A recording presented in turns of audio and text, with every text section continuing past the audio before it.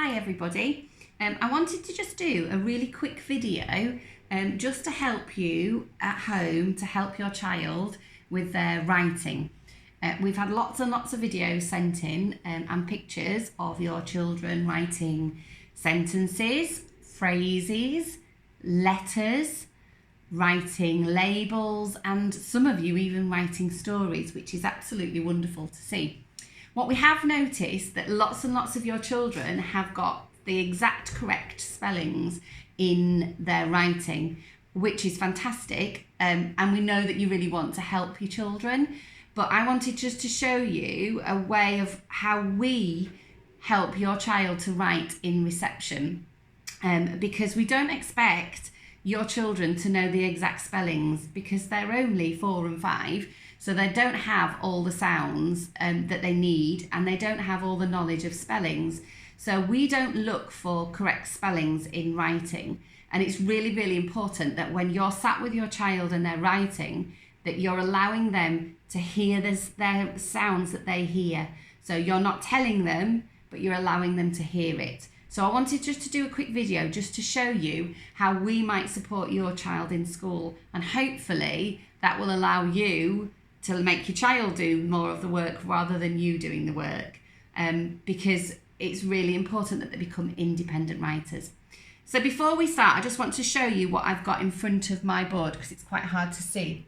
You can see I've got a range of letters that we might need as we're writing today.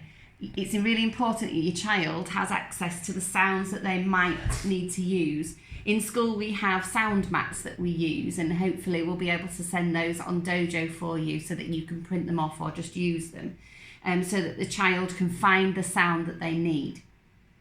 Currently at the moment, nobody in reception has been taught all the sounds that we know, all the sounds that we will need in our writing. So we wouldn't expect them then to know the exact sounds that they need in a spelling of a word. So we want them to use the phonics. We want them to use the sounds that we taught them.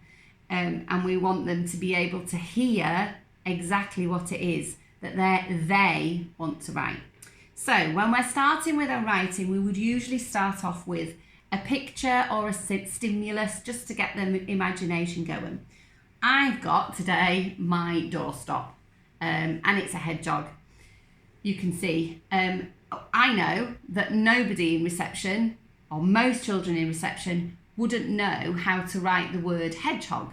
But I know that most of them would have a really good go at hearing the sounds that they hear and then writing it down. So I'm just going to show you what that might look like. We'd start by thinking of a simple word that would go with this hedgehog. So for example, a child might say big, because it is a big hedgehog. So what we would do, just like we do in our phonics sessions, is we would ask them to pinch the sounds that they can hear. So we'd ask them, how many sounds do you think you can hear in big? I think I can hear 3. So what are the sounds? B, I, G. So they're hearing B, I, G. And all of the children will hear those sounds, or most of the children will hear those sounds, B, I, G. And they've all been taught those 3 sounds. So you'd have your sounds in front of them so that just in case they were struggling, B, fine, B, B, okay?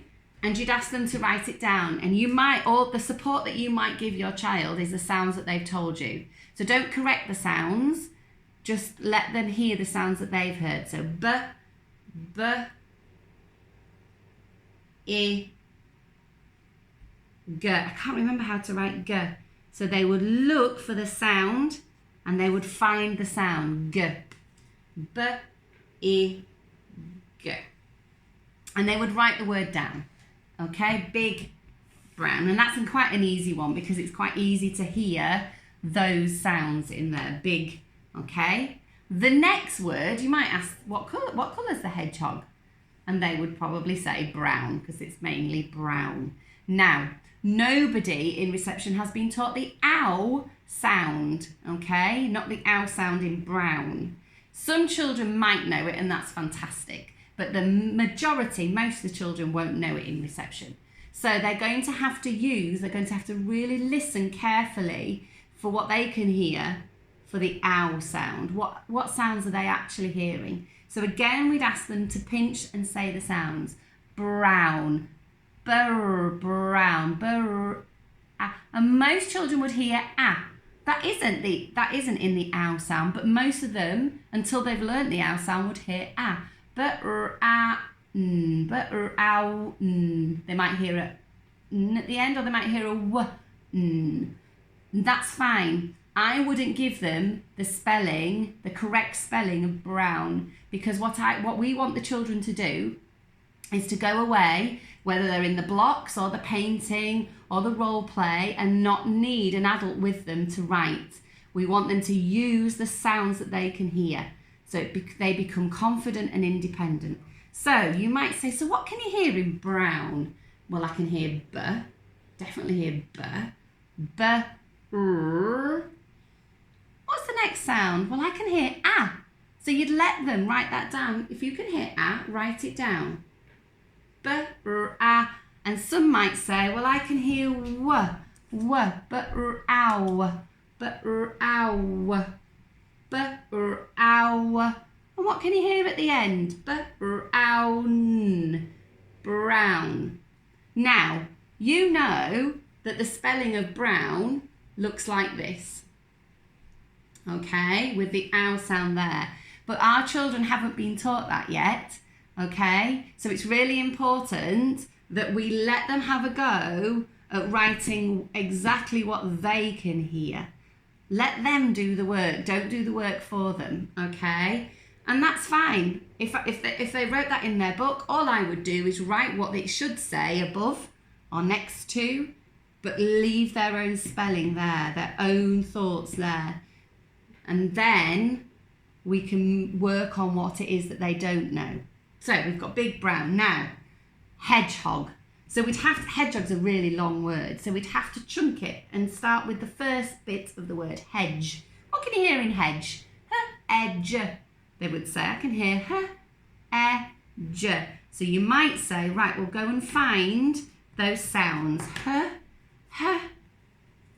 Edge. And they would hear j, hedge, because those are the sounds we've taught them. Hedge. So we'd ask them to write it down. Write what you can hear. J. Hedge. What's at the end of hedge? Hog. Say the sounds in hog. O, g. Again, you'd ask them to write it down. Hog. O, g. Hog. You lift that up so you can see it. Hedgehog. That isn't the correct spelling for hedgehog, but that's what your child can hear. So you just let them write it down, and if you were sending it on Class Dojo and you weren't quite sure what they'd written, you might choose to write the actual spelling next to it or above it, but usually we've seen so many different spellings for different words, we can usually work it out ourselves, okay? So it's really important that if you're writing with your child, that you don't give them the spellings. If we're doing a writing session that we film and we give your child some spellings, that's fine. But if they're writing independently, we really would like you to leave your child to write what they can hear. It's absolutely fine to help them hear the sound.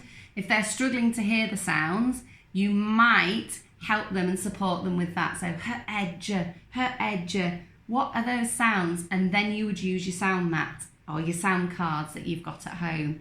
Okay, but as much as you can, please let your children write their own spellings, write their own sounds that they can hear. And that will give us a really good idea of how your child is getting on, what sounds they're hearing. Are they hearing sounds? Doesn't matter if it's the wrong sound, unless it's completely way off and they're putting a p in the middle here, then we wonder if they're hearing it properly.